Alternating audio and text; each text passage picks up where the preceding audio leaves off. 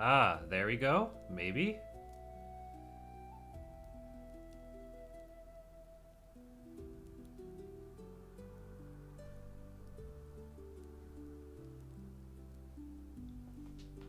Okay.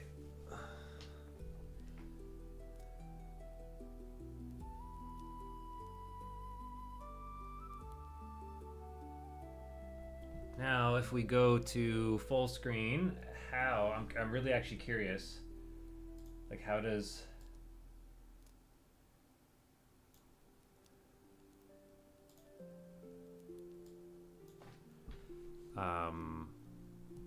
YouTube handle that?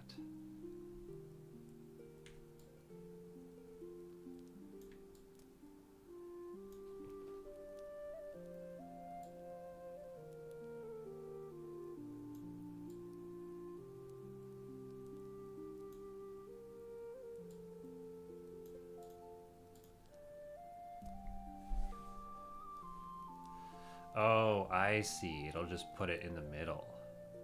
Okay, I might play around with the YouTube vertical. What I'm looking at here is when I'm live streaming on YouTube vertical and horizontal, and I just do the auto crop, it should be intelligent enough to like put my head at the top or something like that. But we'll figure that out. Probably for next stream. I'm just gonna pause this so I don't eat up my width of band. Stream settings, everything looks good. Go back to the chat.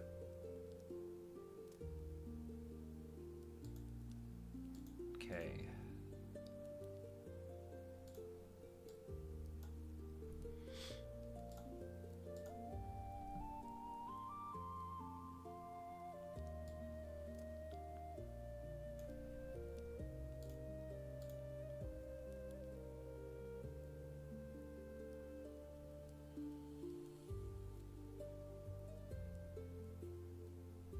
And as long as I keep my OBS kind of in the middle or to the right side, that should work. I can make that just a smidgen smaller so people can see. Okay, are we ready here?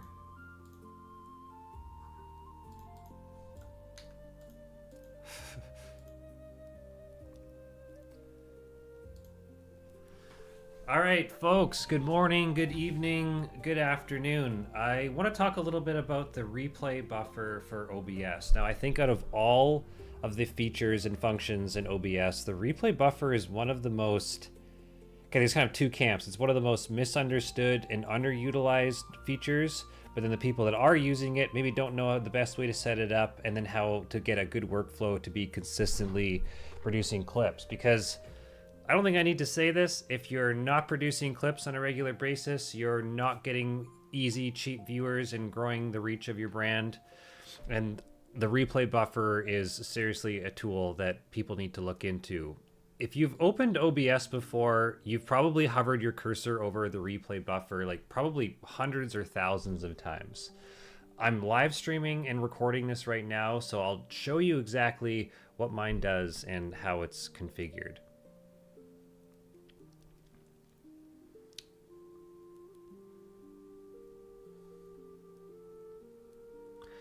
Going into the settings of OBS under video,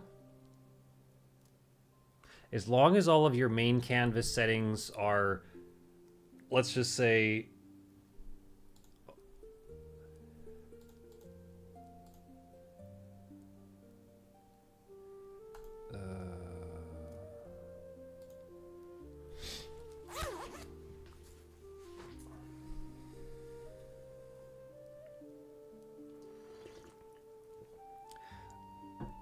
to customize the replay buffer, you'll need to go into the main settings of OBS. Now, under output, under recording, I'll kind of briefly go over my settings here, but I think that you should just pause this video and copy everything what I have.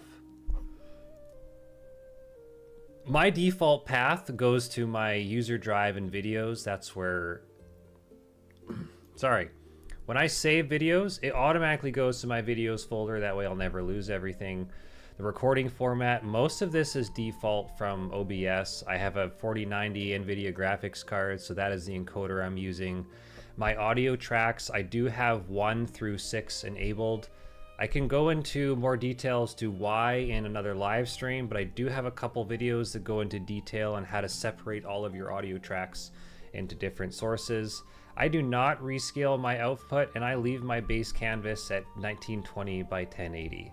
Now, for recording, I like much higher settings than for streaming for obvious reasons, because when you upload something to YouTube or Instagram or TikTok, it gets like wildly compressed. So the cleaner, higher quality source file will always give you the best quality file once the algorithm kind of puts its compression on. So I do a constant bit rate of 20,000 kilobytes. If your computer isn't as, let's just say, powerful, you can tweak that bit rate down. I think anything less than 10,000, you're still kind of walking that line of good high definition quality, but 20,000 for me is kind of that sweet spot. But 20,000 for me is kind of that sweet spot. I like 2-second keyframe intervals. I can't remember what this does, but 2 seconds is really good. I do slow preset quality. I do high quality tuning. I do 2 passes of my multi-pass mode. Profile high. You get the idea. Just copy these settings here. Now we're going to be going into the replay buffer. Now it's already enabled when I started this recording and live stream. And there's a couple different debates on how long the replay buffer should be lasting.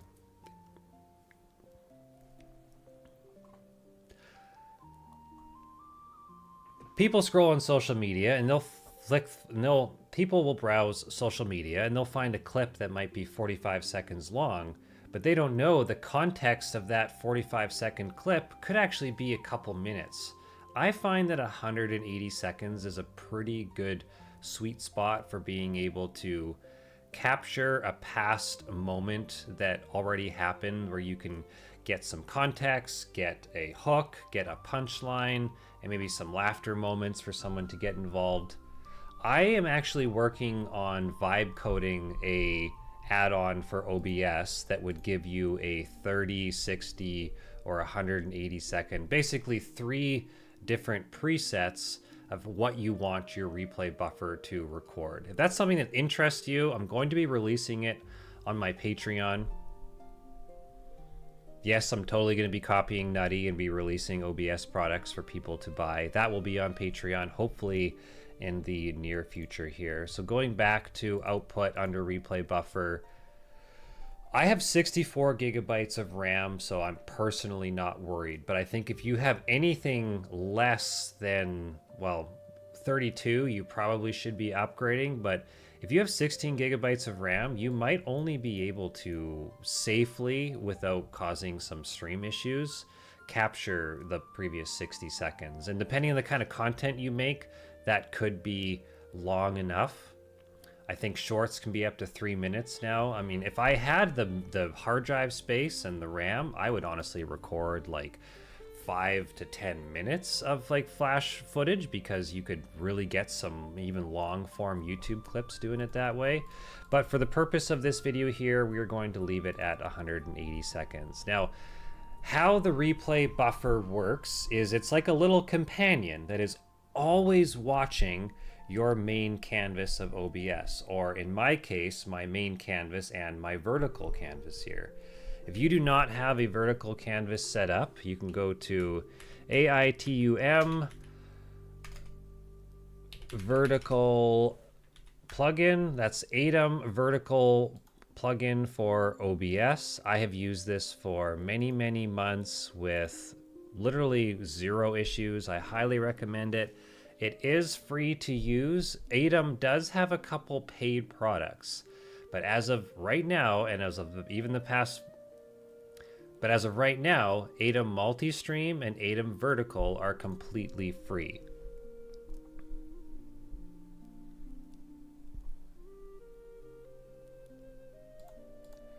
So now that your replay buffer is set up,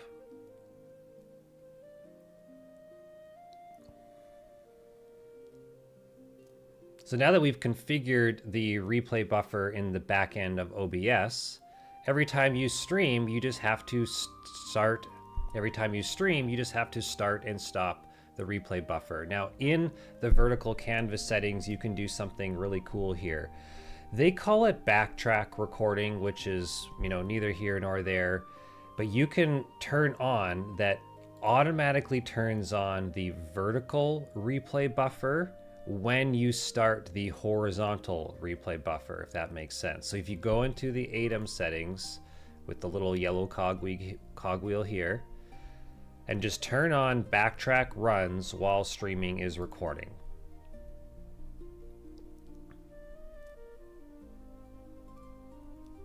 And you're almost done setting this up. There's not much more to do, except if you go back into settings, you'll notice two things in the keystrokes that you need to change. Because we now have two canvases that are going to be like monitored with our little replay buffer companion, we now need two actions to control those replay buffers.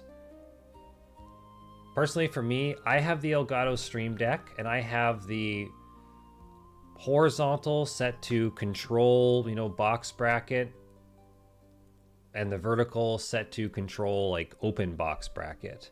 And then what I do in my Stream Deck software, I just called it replay. I made a multi-action switch. And if you look at here, all it does is when I press this button on my Stream Deck, it just uses both of those hotkeys. And I'll show you how this works in real time here, and you'll even kind of see it in the bottom of OBS. I will hit this button on my Stream Deck. I got a check mark, and it just saw two recordings saved right here. Now, if I go into Windows, into my see users, video files, you will see, if I just refresh this now, the two most recent files are right here. I have the horizontal canvas right here. You heard me talk about it. And then I have the vertical canvas here as well. Now, the beautiful thing about this is that you can instantly wait 20 seconds and bring this into Premiere Pro.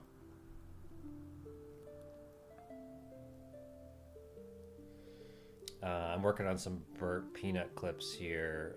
We'll just open up my batch project.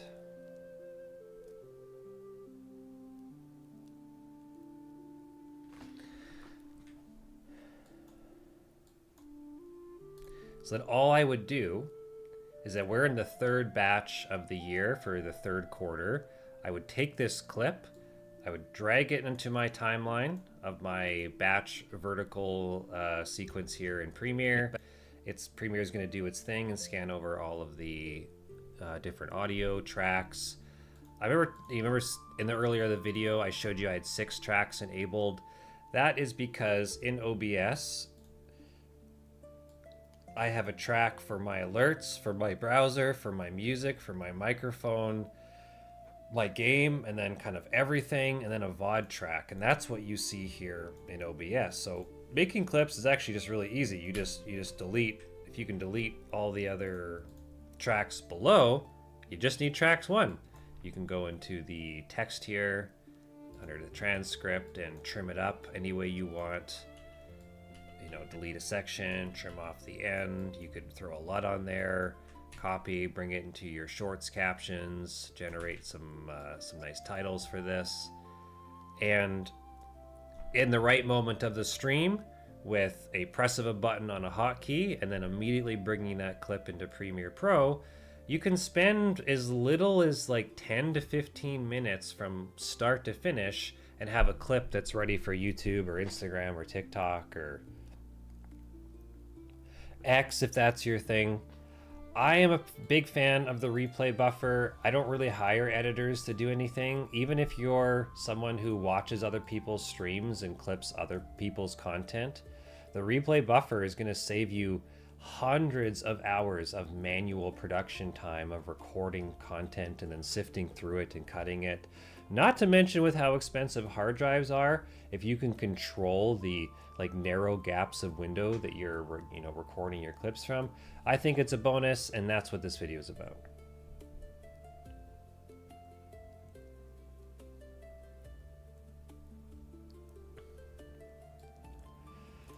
I'm live every week talking about content creation and OBS and YouTube algorithms and different shifts. If that interests you, you might want to subscribe to the channel and tune in live someday.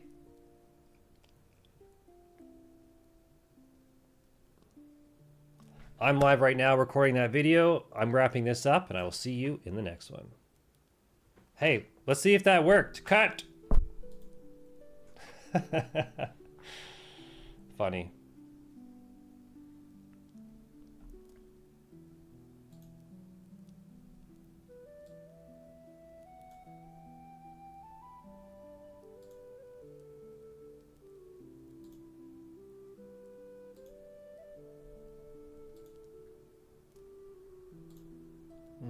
Pause that.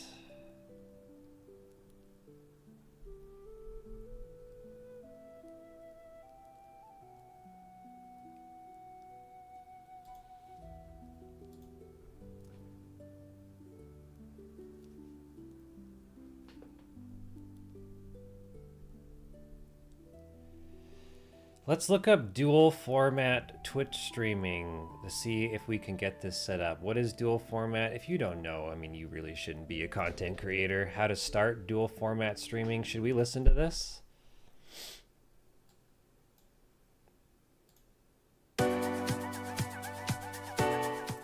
Twitch has introduced a way for creators to stream vertical and horizontal video at the same time, which allows mobile users to choose which one they want to watch. We call it dual format streaming. In this video, I'm going to tell you why dual format streaming is important and walk you through a step-by-step flow of how to get it set up.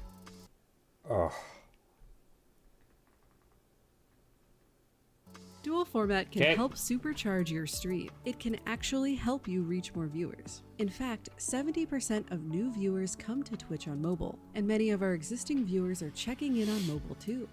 Dual format lets streamers optimize their experience to reach more of these mobile viewers without sacrificing your existing setup. Viewers on mobile will see a full-screen vertical view optimized for mobile devices, and viewers watching on a desktop will see the classic horizontal format.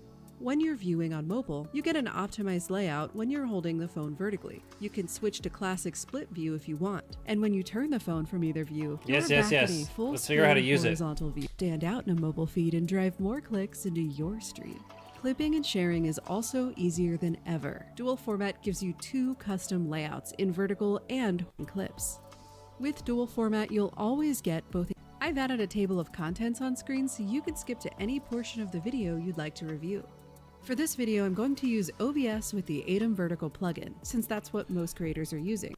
Twitch is using the official Atom Vertical streaming plugin. That is a huge W for like Harris Heller and the Atom team. Like, wow. But we support other software setups, including Streamlabs, Meld, StreamRun, and others too. Assuming we've already got OBS installed, we'll just click the link. Before I set up my vertical scenes, I like to organize my OBS layout a bit.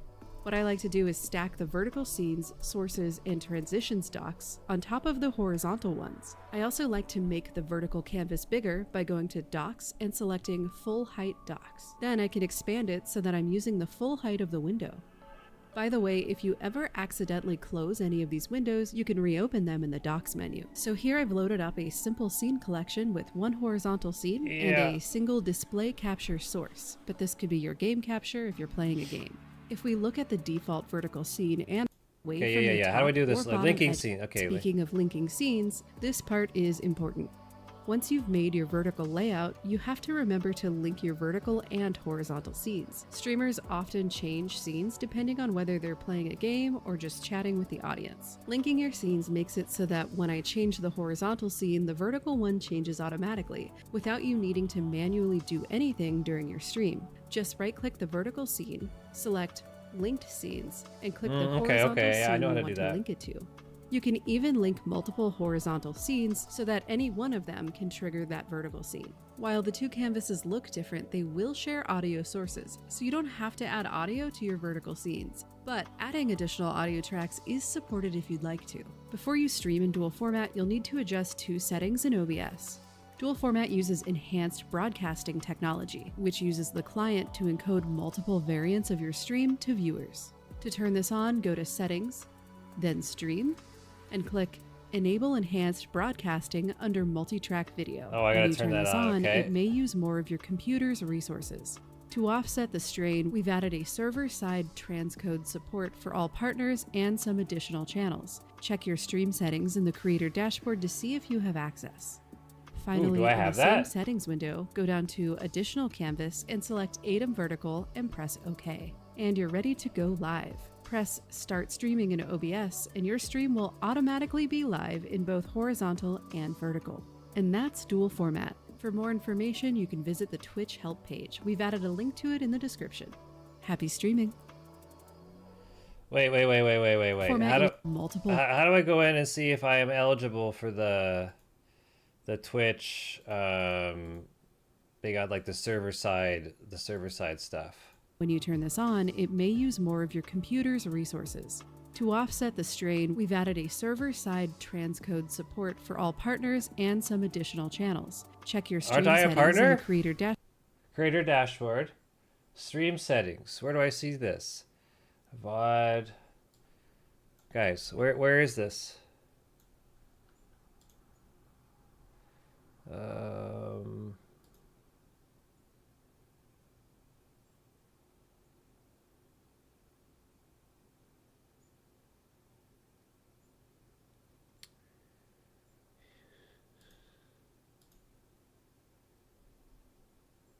Ineligible. Okay.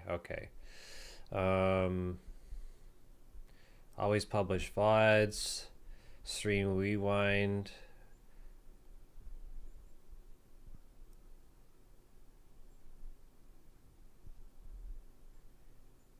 What just happened? Okay, never mind. Allow turbo and channel subs to rewind your stream while you're live. Note, changes made will take effect starting your next stream. Always publish VODs, exclude categories. Well, that's obviously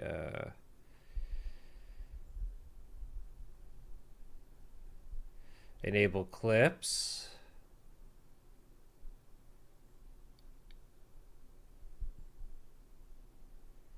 I think that's it, right?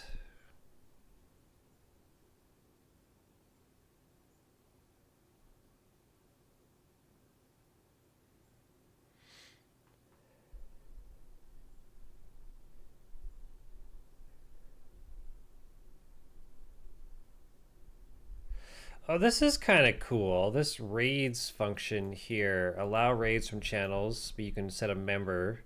That's kind of neat. Channels with the above threshold must meet the following criteria. My teammate, channels I follow, channels. Okay, my subscribers. That's neat. Like I said, that's what you can do to prevent like, you know, hate raids and stuff like that. Streamer survey. We're committed to making Twitch a more inclusive home for creators in the communities around the world. This starts by understanding who creators are and how their experiences on Twitch may vary based on different aspects of their identity. With the information that partners and affiliates share in the streamer community server, we can measure and study the behaviors.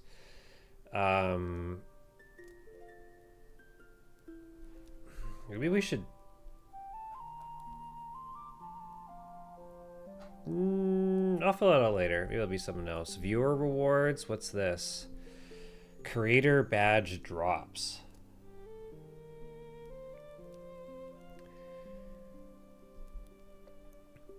Oh, I've seen other... Haven't I seen, like, NMP, like Nick, do this? Streaming tools. Crowd control.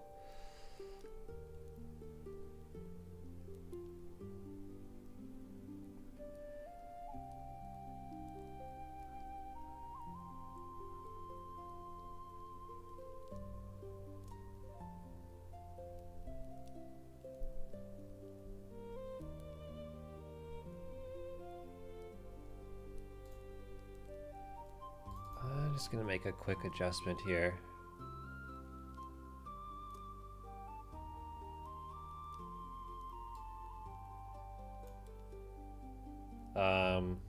No, that was good.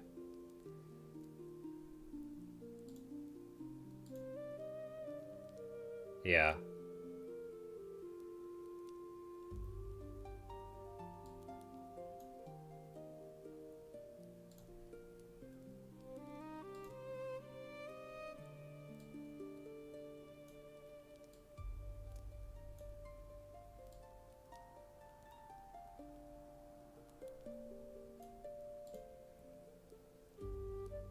Okay.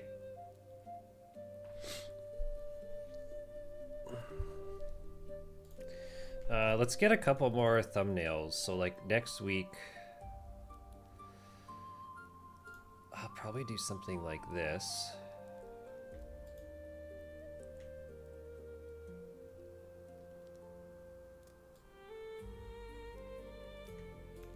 Do.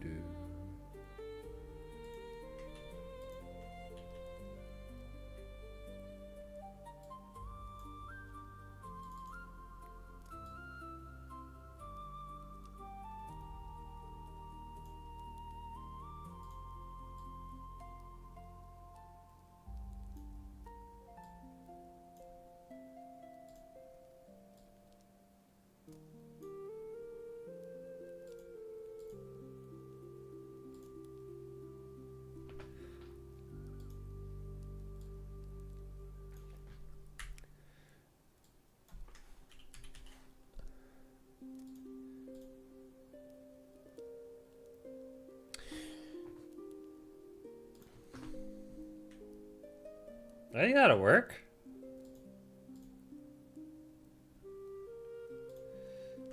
Save that. SMH, DRAM, what do we do today? Basically flat.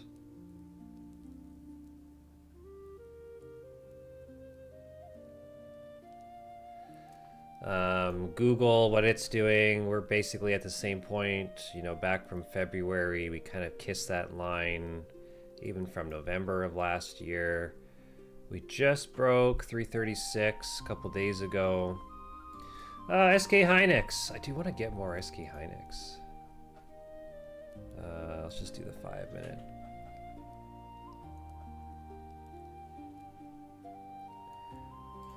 Tesla's seen a recovery today. We're up 5% on the bad news. Isn't that always crazy that Tesla recalls a record number of vehicles in China and recalls their, their Tesla Cyberroof, and then the stock goes up 5%.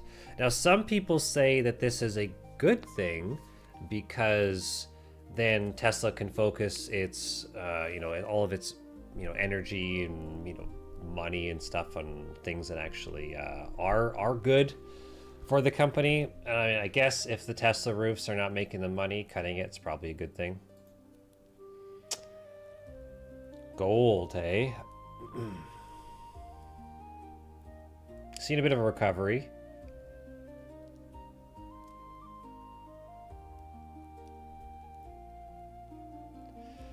What's SpaceX doing today?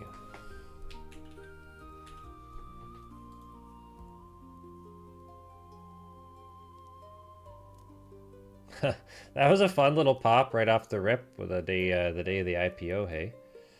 Something like that. We got stopped out.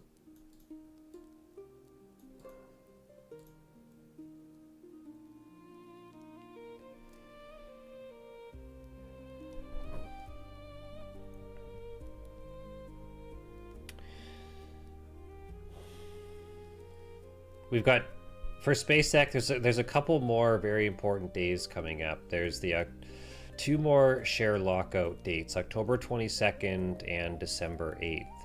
Actually, the earnings call the week of the final lockout this year is going to be really interesting. You know what, Stocky? I mean, I don't think Stocky's really touching SpaceX. He may have been memeing a little bit, but he's always said that I think he's called Tesla a shit company before. SpaceX is pretty overvalued. I mean, there's nothing really that no one can really deny that. Oh, nice. We did have a couple.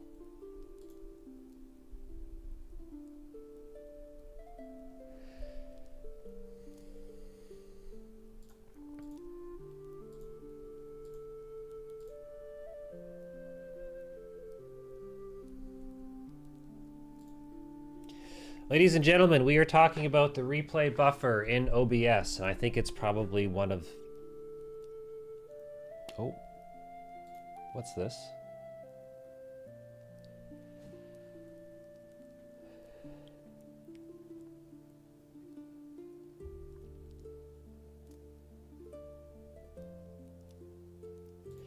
Ladies and gentlemen, the replay buffer in OBS is one of the most misunderstood and underutilized features, I think, out of everything that OBS has to offer. So I'm going to tell you a little bit about what exactly the replay buffer is, how to set it up, how I use it, and then how easy it is to just press a couple buttons,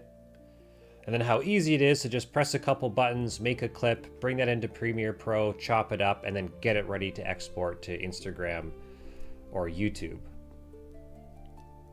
Now, essentially, all the replay buffer is a little digital kind of watchdog companion. As soon as you turn it on, it just has a revolving window of time that it's always watching your stream, getting ready to clip something as soon as you click a button. Now, with my setup in OBS, I have a horizontal canvas that you would normally see on YouTube and Twitch, but I also have a vertical canvas set up. I will go into my OBS settings and show you how to set up your replay buffer like me, but you can go to Atom and download not their multi-stream, their vertical plugin. Well, you should probably download their multi-stream plugin as well. Atom makes a couple different products. A few of them cost money, but most of them are free. And I highly recommend the vertical plugin, which is what you see here on the right of my OBS, as well as the multi-stream plugin that I have on the left. Now, I have videos that go over both of these, but once the vertical plugin is installed, the only setting that you're going to have to enable is if you hit the yellow settings cogwheel here, you can start, backtrack, runs while streaming and recording. All of this does is that for some reason Atom calls their replay buffer backtrack, so whenever you start the horizontal backtrack, it's automatically going to start the vertical backtrack. Now, to actually set up your replay buffer, you're going to go into your OBS settings, you're going to click output. Now, under recording, I'm going to briefly go over my settings. These are what personally work best for me. You can let me know if you have any questions that might go for... You can let me know if you have questions that are going to work best for your setup. I like to have all 6 of my audio tracks enabled because that way I can separate my mic, Discord, game, and desktop.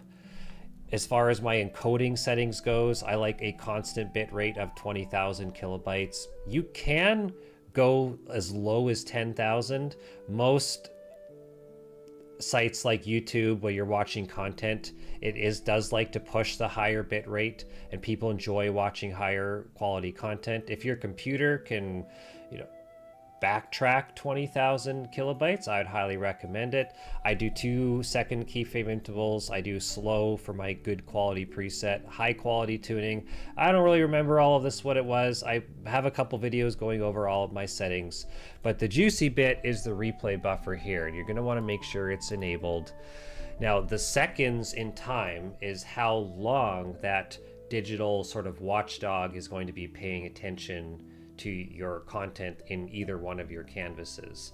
When you're watching a short on YouTube that might be 25 seconds long, you would be shocked to see that there might be 4 or 5 minutes of footage that was captured because you need some context, you need a premise, and you need a hook and some body. Now, I think that 180 seconds or 3 minutes is a good sweet spot for backtrack recording. This does use up some of your RAM, so I have 64 gigabytes. I have nothing to worry about, but if you're on the lower end, like 16 or 32, just try for 180 seconds, and if you start to notice some performance issues, just change it.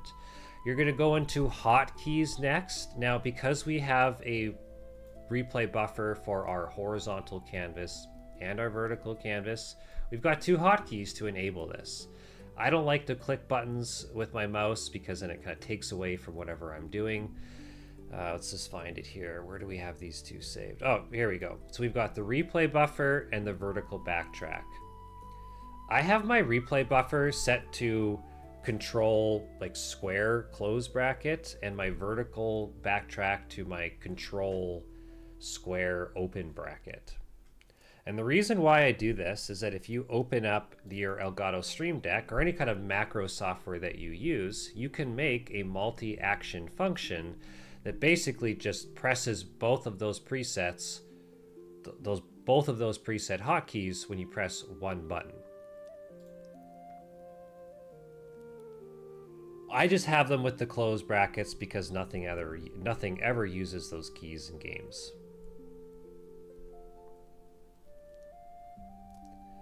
So we know what backtrack and vertical. So we know what replay buffer is and vertical backtrack recording. We have it set up. Now, when I press this button on my Stream Deck, just take my word for it, you're going to see a little indicator in the bottom left of OBS here that will say saving.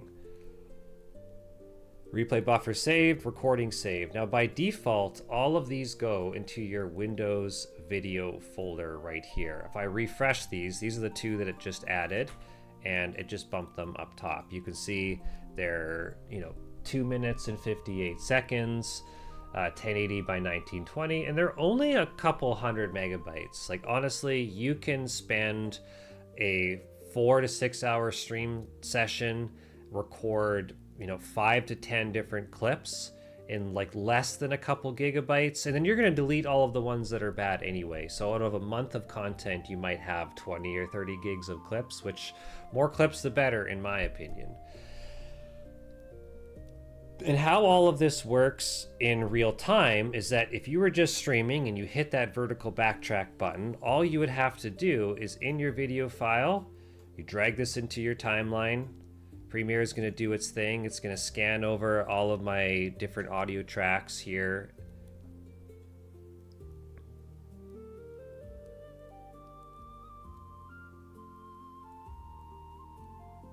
It's taking its sweet time. Conveniently right where my camera is covering.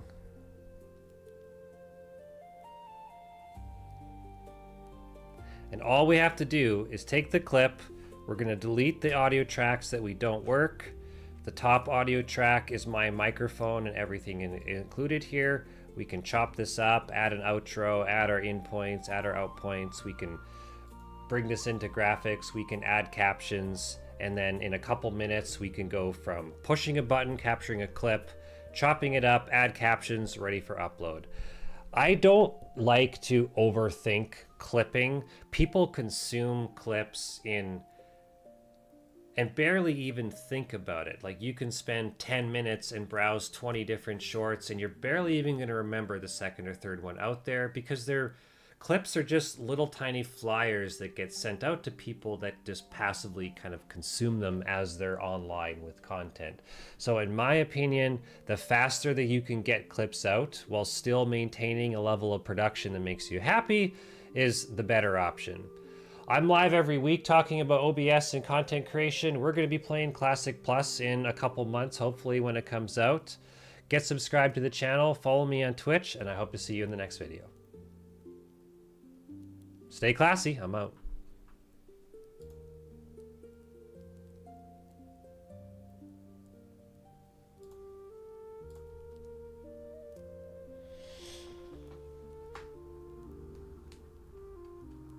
That wasn't bad. That wasn't bad. Can we...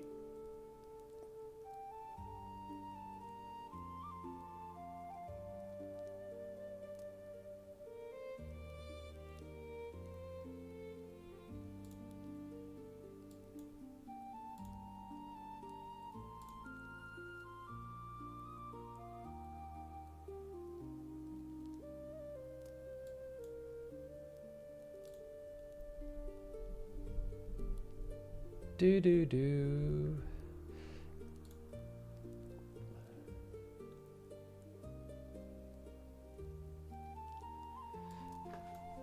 next, what I want to do is figure out this silly streamer bot clicking of the...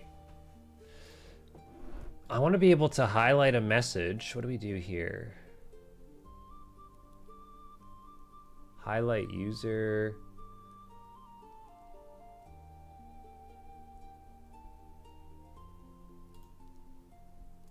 What is that doing?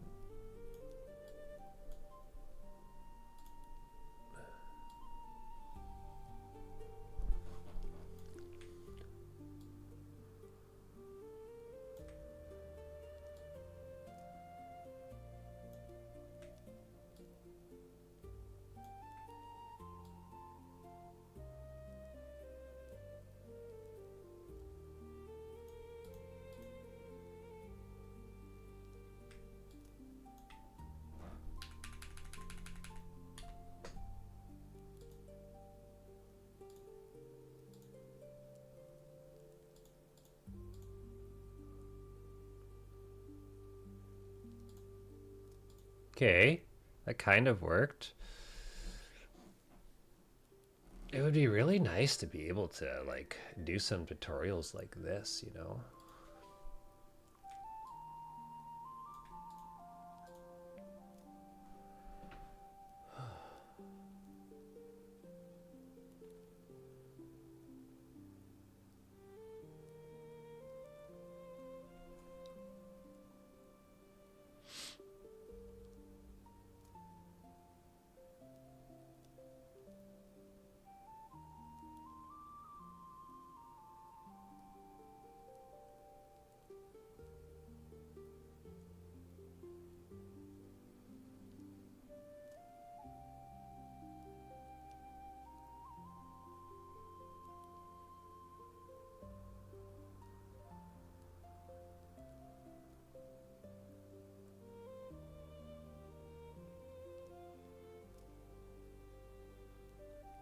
What did Xwell do today? I shouldn't be looking at this stuff here.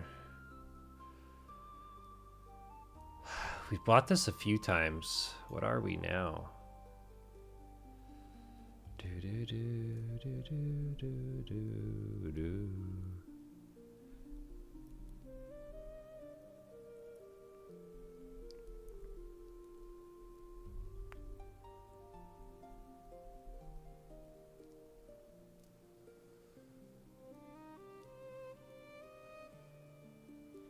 GPUS is still halted, hey?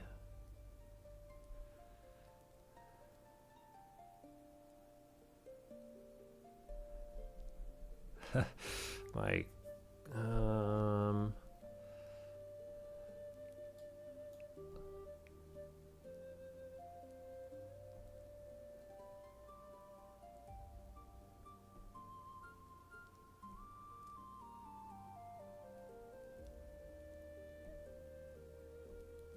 what is, Xwell?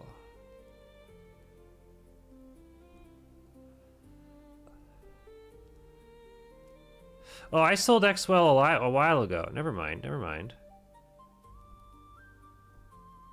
Okay. Any news on this?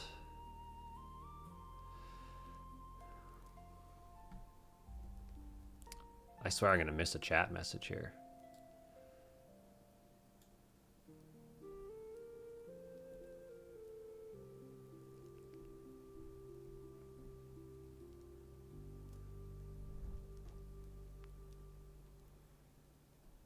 What is CH? That's that Charbone Corp. What do they do?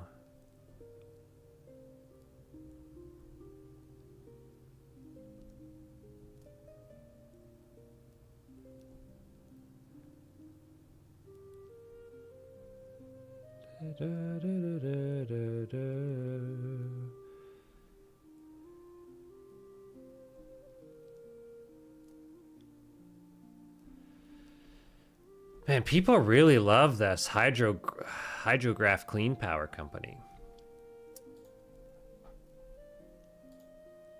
I just don't know. Like, why do people just love this?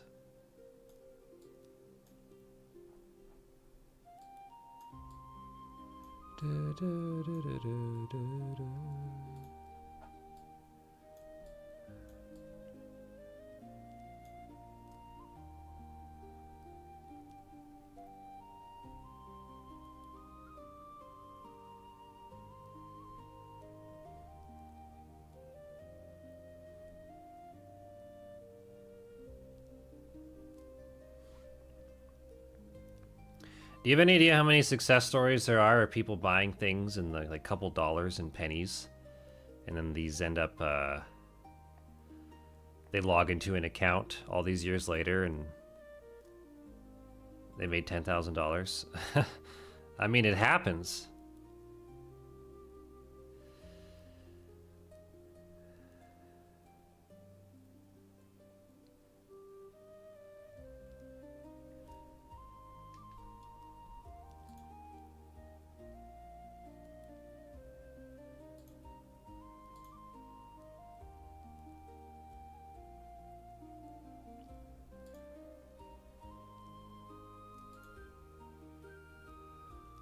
Customization.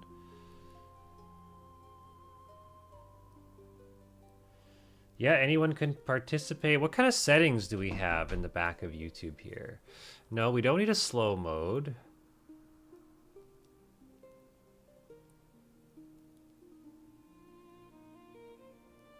Oh, interesting.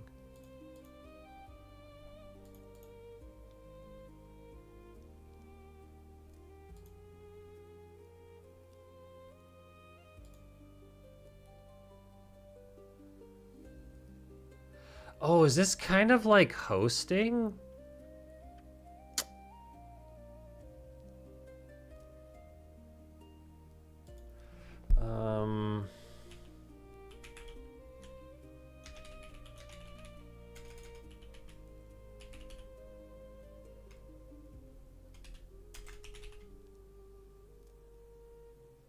Oh, so is it only live content? That's kind of cool. We could probably use this to like host ourselves. You know what I'm talking about?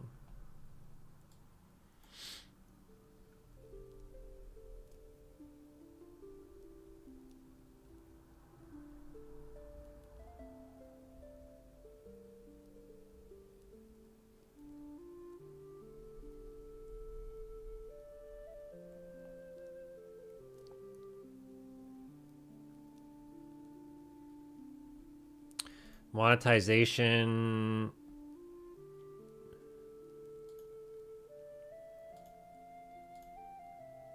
Yeah, details.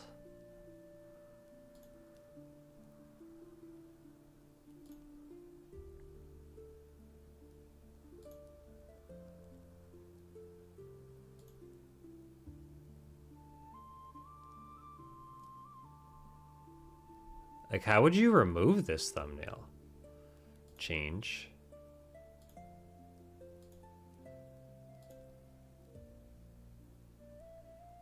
Like, if I go live tomorrow, how do I remove this one? You know what I'm saying, guys? Notices, nothing. Weird. We got a plus here. Start a poll.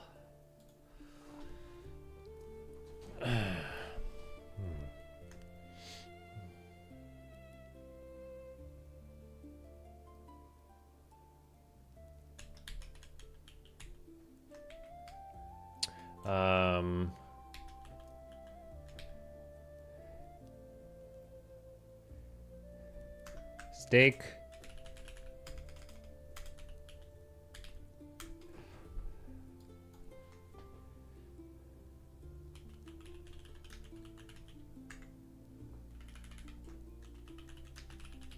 Grilled steak or fried chicken? Who do...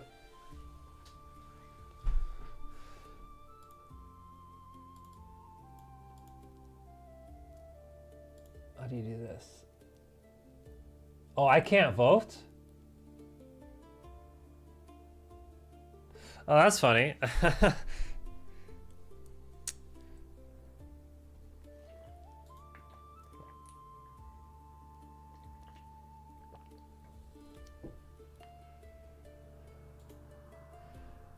How do you make this like always on top?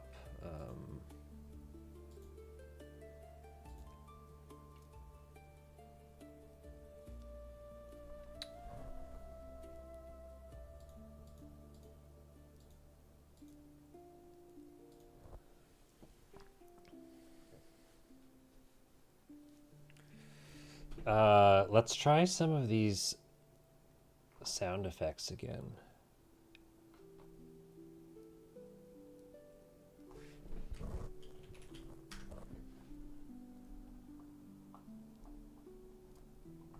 Does it work?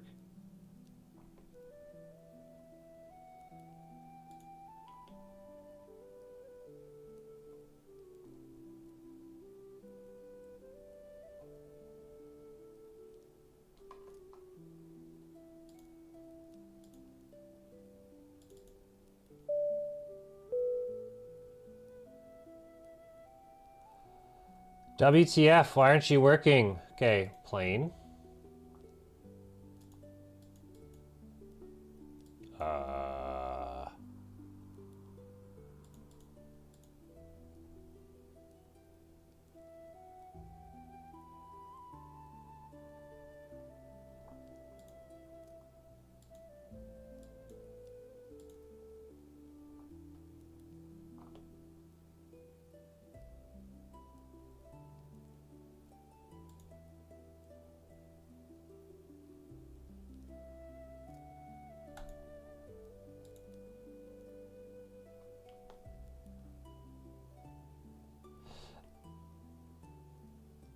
Oh, is it coming out of my...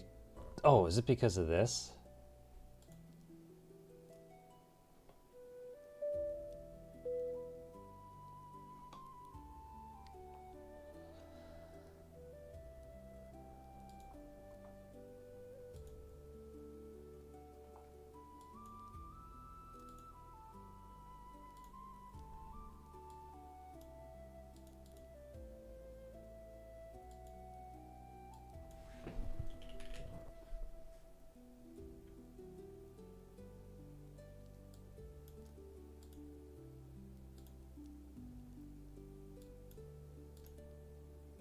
That was weird.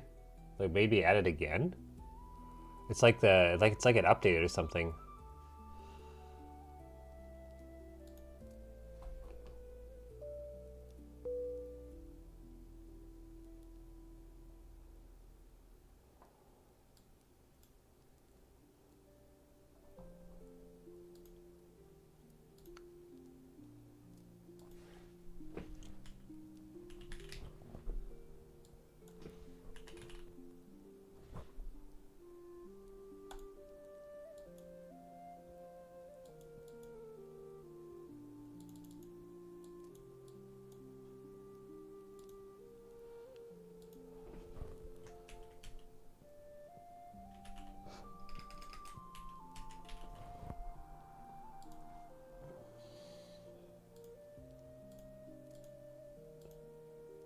Oh, now is it gonna work?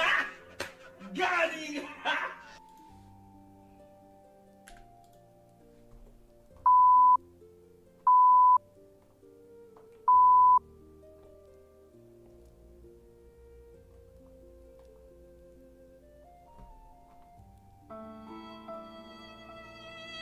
Oh no.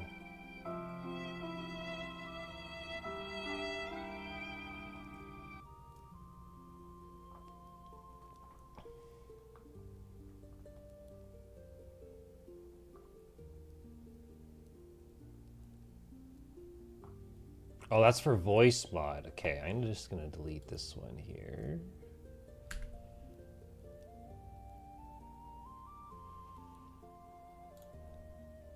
Can we make this automatically start when Windows starts? Notification.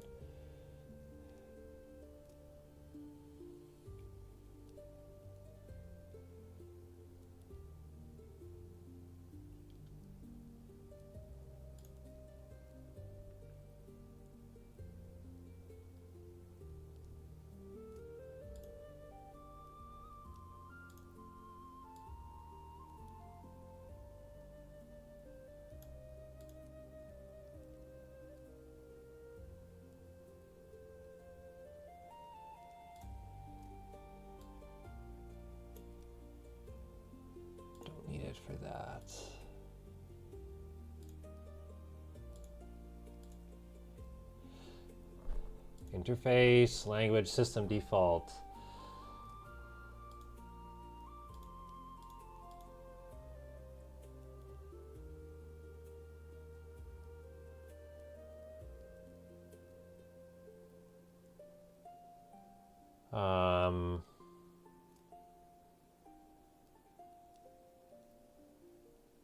Play mode determines whether a sound is played on speakers, microphone, or both when you play a hotkey.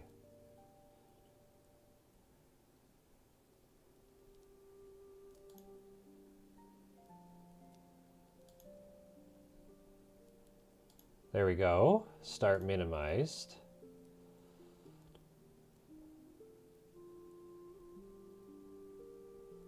What does this mean? Play mode. Determines whether a sound is played back on speakers, microphone, or both when you play it by hotkey, double click, enter, or play icon. Wouldn't it be...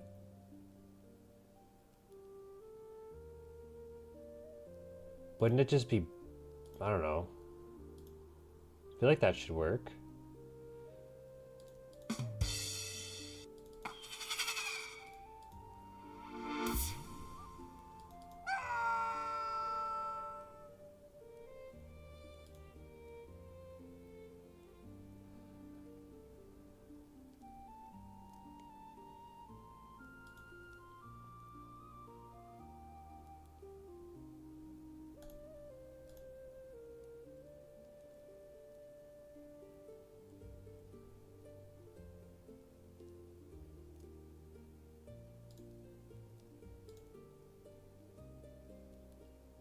Okay, so now I want to try something.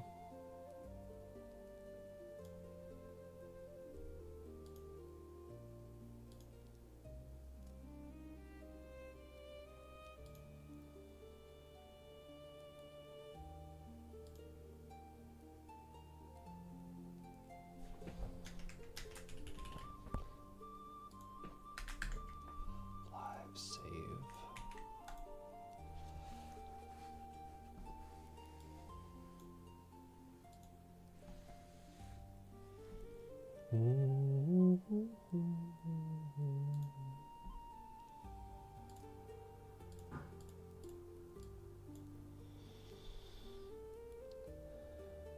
I'm sure this is a bit of a honeymoon phase, but I haven't felt this way about a topic, hobby, interest in a long time. I stay up till 3 a.m. sorting through my polls, geeking out, learning Riftbound. WTF.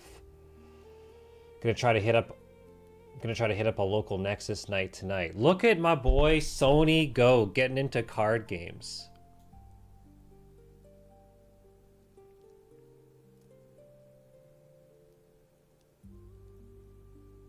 I wish I liked card games. I can't get into them. It's part of the reason is that I don't like to read. Feels like there's too many rules. I like to click buttons rather than place things down.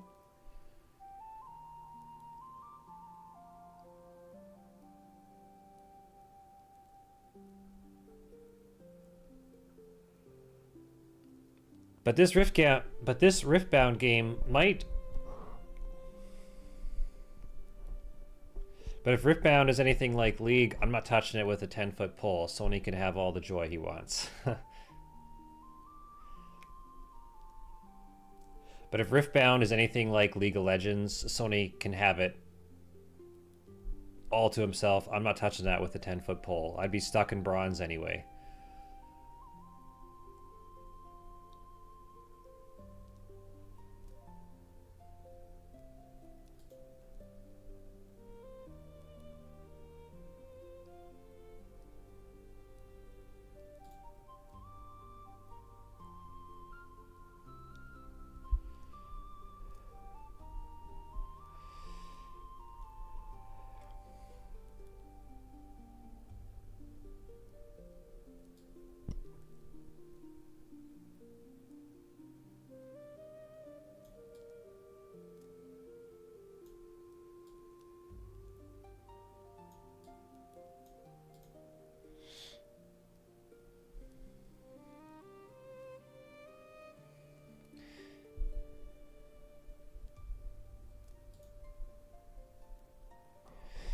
Everyone read the FMNOC news. Almost no one's talking about the bigger line buried in the thread. From the PR, the company is actively engaged in discussion with potential counterparties regarding prospective offtake arrangements and power purchase agreements. So those are proposals.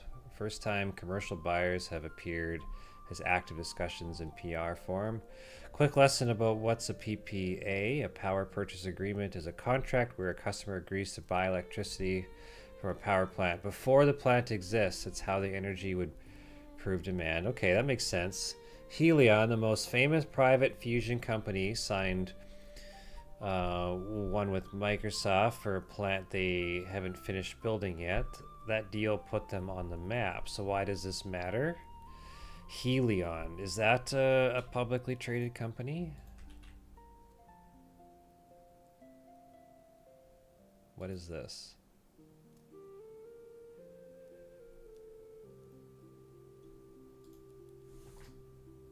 I'm gonna guess it is not. Okay.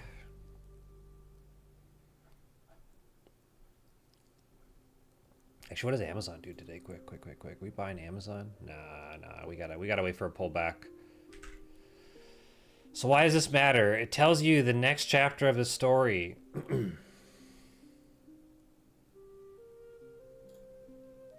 Whoops.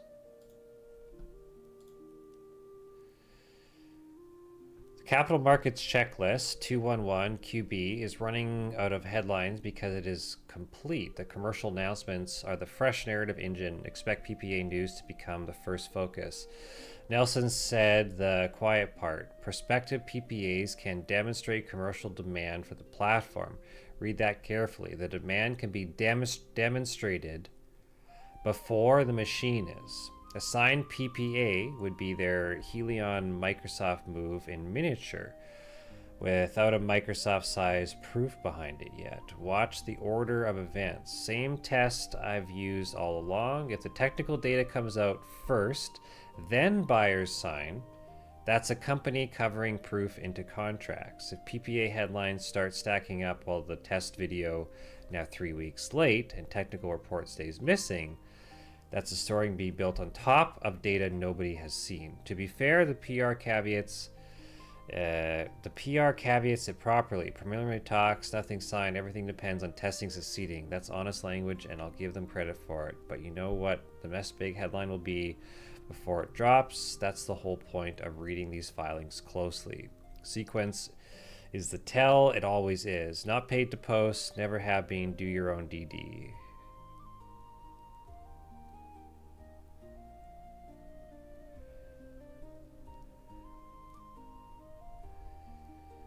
These two...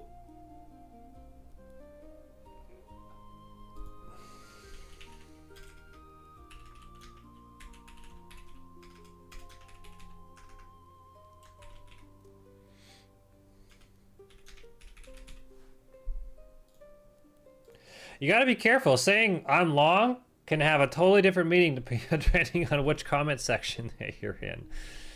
These two circled numbers say a lot about who is watching this play out. Anyone who has been in the app for a while and trades OTC knows we ain't 9K strong in the OTC community. People are watching, collecting, waiting for this to come full circle.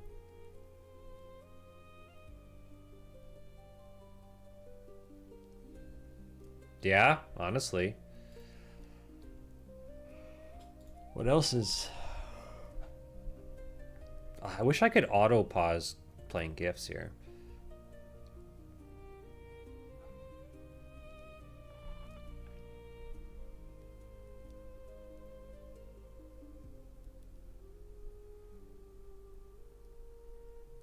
Okay. Steak and eggs classic. I'd fuck with that.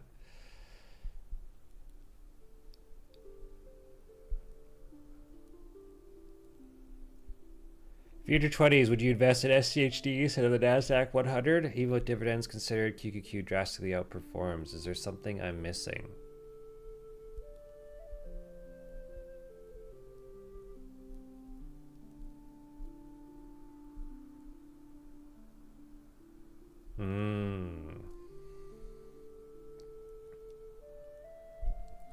Fusion.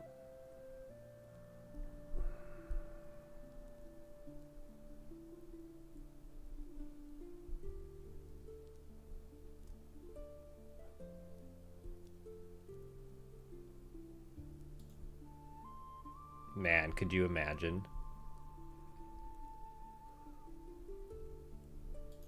Could you imagine if Tesla became a $100 trillion company?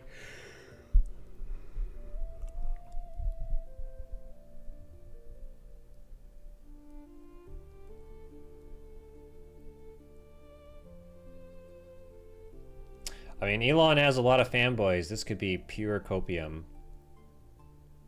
Some things don't happen overnight, but it's just the beginning of the future. Things will start happening. Wait to see what Starlink does.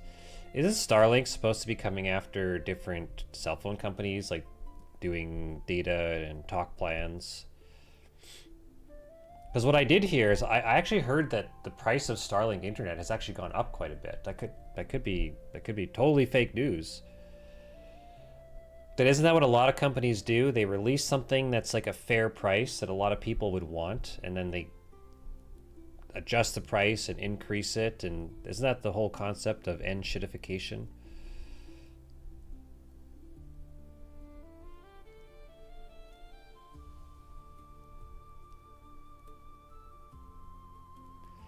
When are we gonna buy our very first SpaceX stock?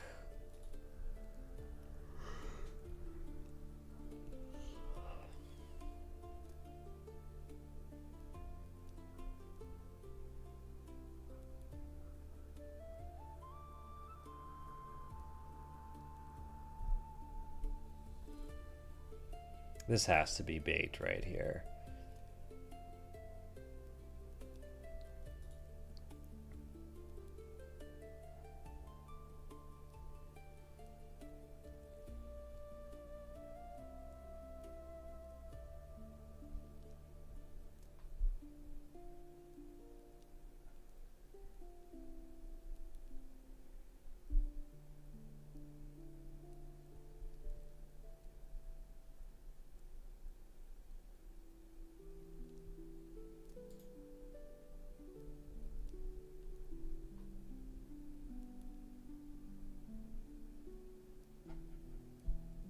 Ooh, yummy.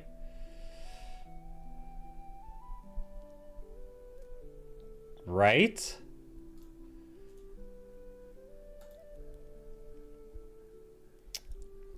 Pictures.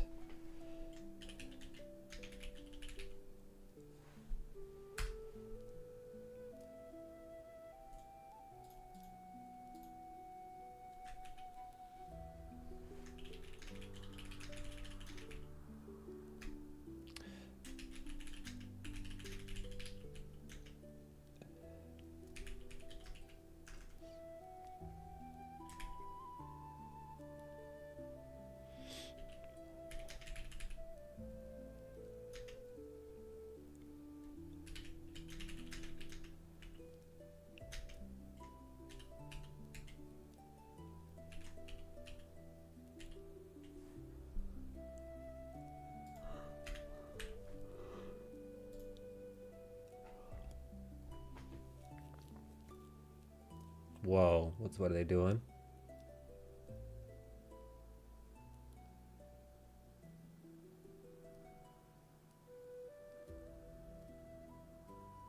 Whoa.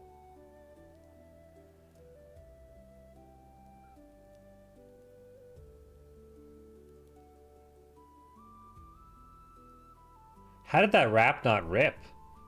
It's got all that gluten.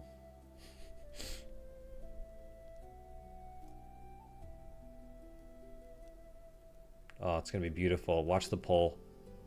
Oh,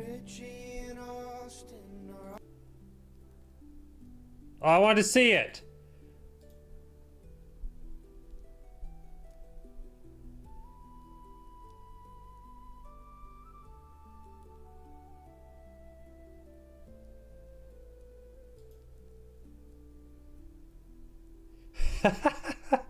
My O2 Toyota Camry died yesterday. Blew the transmission. Won't shift once it warms up. That's common once all the friction material wears away.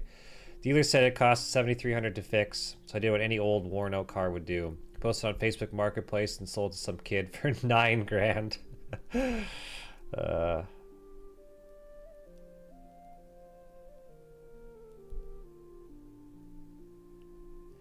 Okay, what's this about making Asmongold boiled chicken? Well, that's not cooking. I was thinking about making him boiled chicken because that's my signature dish. I feed my dog boiled chicken, by the way. Like, I just boil the chicken. I think he'll like that. My cats liked it. Yeah, why boiled? Because I don't know how to cook a chicken. I only know how to boil things. I've always been too scared to use a fry pan because I don't like it when the oil jumps out at me. So I boil anything I can, like anything I eat, I just boil them. Yeah, I mean... So there's no oil jumping at me. Beef broccoli? You think he's gonna eat broccoli? Yeah, it's literally the only reason. Microwave, but microwave is not really cooking. Also, I like boiled food. Like, I can boil anything and eat it. I've boiled a mushroom and ate it before. You're not wrong. I do hate flavor. Yeah, it's just hot pot, right? Boiling food is pretty much eating hot pot. Only eat chicken nuggets and fries. I don't blame you. The chicken nuggets here are actually good. He likes fried meat. He doesn't like boiled meat. Did I make him do some cleaning? Absolutely not.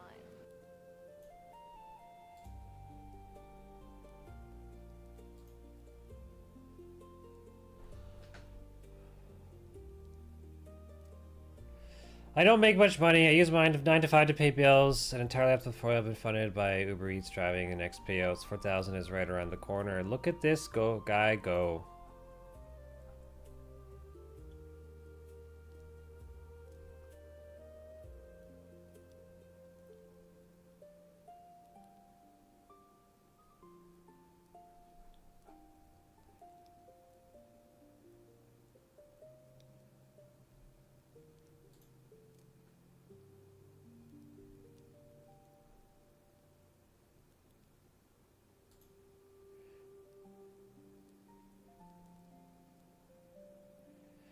Should we install, guys, should we go and install a clock in our OBS? Should we try that?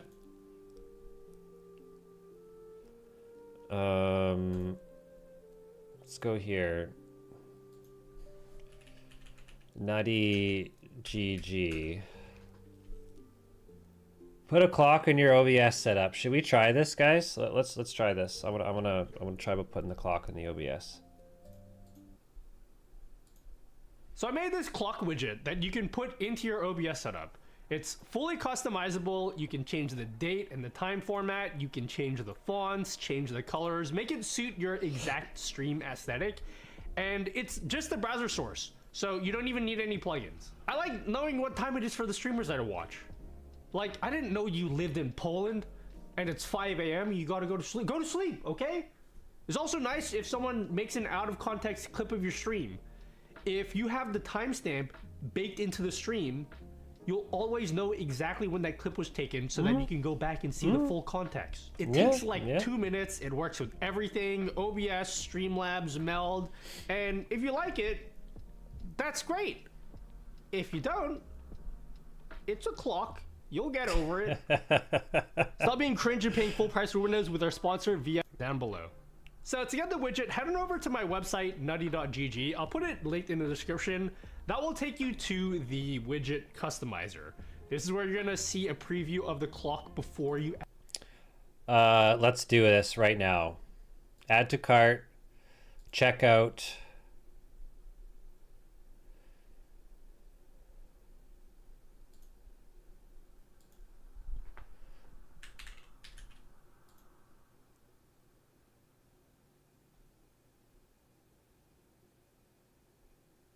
Yes.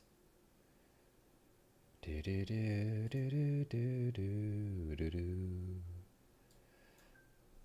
Okay. First thing we're gonna do is save this to our stream assets. Video to remake.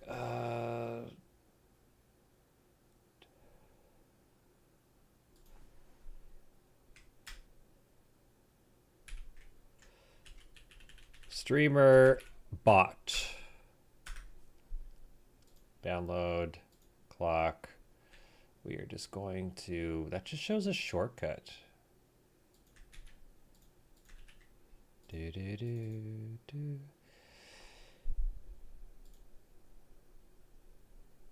Oh, I see. That's kind of nifty.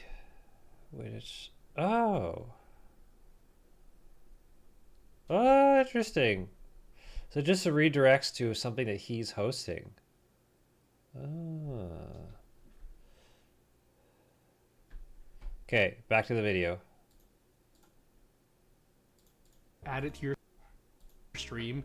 It's pretty self-explanatory. You just make all your adjustments, make it look however you want, and then when you're happy with it, click copy URL up here, then go into OBS or Meld or Streamlabs, add a browser source, and paste the link. That's literally it. That's the whole setup. There's tons of settings you can customize. You can change the font. Any font that you have installed on your computer, it'll work with you live on the Pacific side of America land. Just type in a lowercase. It's pretty self-explanatory. That's literally it. This really cool Pokemon Stadium font, I can just type that in the box, and you got a Pokemon clock. You can customize the date and time format too. For example, if you live in one of those Norwegian countries like Europe, you can swap the lowercase hh for an uppercase hh to make it a 24-hour time, because I'm pretty sure that's how the time works in Norwegia. Or if you want to spell out the full day like Friday instead of fry, you can type in 4Ds instead of 3Ds. There's a whole formatting guide if you just click right here. That will tell you all the parameters you can use for the date and time format. You can also add like AM, PM with an uppercase A. You can add the time zone. So if you want to tell your viewers that you live on the Pacific side of America land, just type in a lowercase z. Alternatively, you can write whatever free text you want. If you just write it in square brackets, it'll show up in the clock widget as just that text. I actually prefer to do that because my time zone just says GMT plus 10. Nobody knows what that means, bro. I'm not a scientist. So I just I'm write -7. Sydney time in square brackets, so people know that's where I live. You know where that is, where Finding Nemo lives. All the other settings are pretty straightforward. You could change the font color, change the font weight, change the text alignment. Once you're happy with how everything looks, you just copy the URL again and then put it back into OBS. One of the nice things about this widget, if you're not familiar with how the other widgets work that I've made, you can actually create different profiles. Each time that you make a change to any of the settings here, it actually changes the URL. All the settings are saved to the URL itself. So if you want to have two different clocks in OBS with two different styles or two different aesthetics, you just make two different URLs and then paste them as two separate browser sources. Thank you, Mr. Nutty. In OBS. In my setup, I formatted the clock widget to have this two-line layout, but in my gaming screen, I flanked the clock widget next to my horizontal chat widget to keep everything in one line to make it neat and compact. You can get that horizontal chat widget on nutty.gg, by the way. That one is also free. In case you haven't realized, this whole video is just an advertisement for my website. I'm sorry, what do you want me to do, okay? I like the widgets I make. And all this stuff is free. Like, am I supposed to just not tell you about it? Anyway, yeah, it's a clock, okay? Okay, let's see. Let's get this working. Okay, it's a clock. Is this the real time? Okay, it does.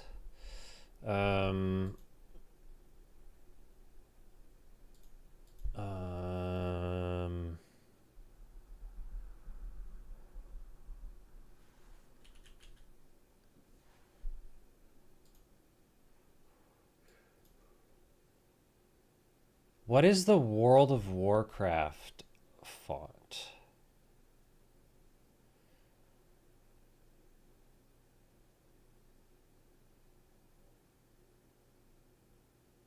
Do, do, do, do, do, do.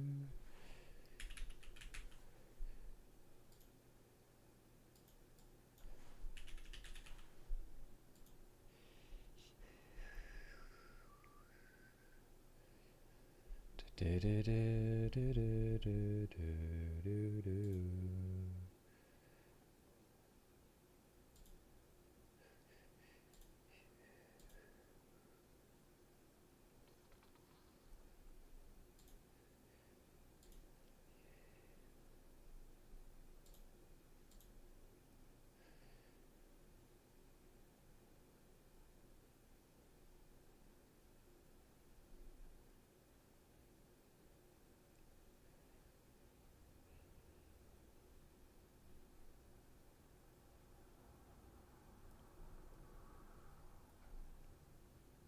I don't know. I feel like that's all we want, eh?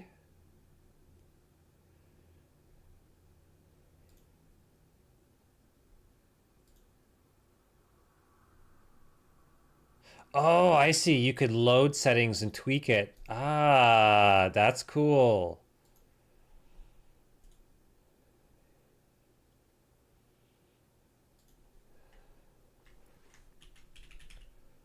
Clock. Okay, we're adding this.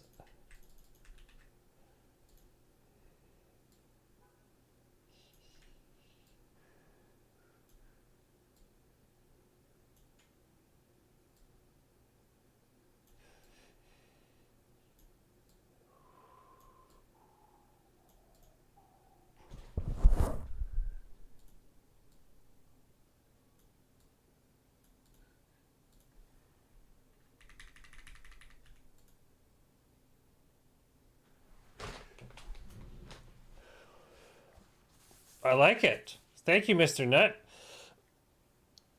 Oh.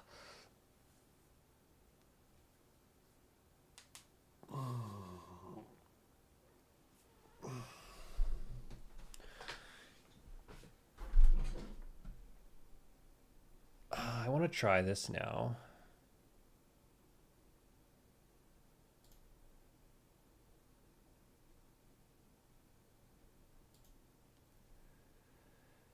Uh,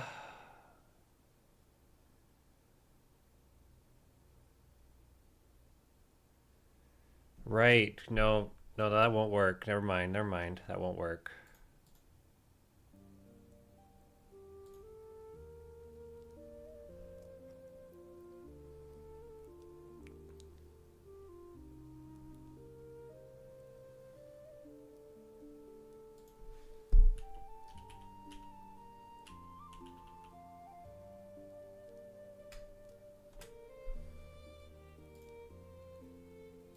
Okay, so what I want to do, I'm going to go here, and I'm going to...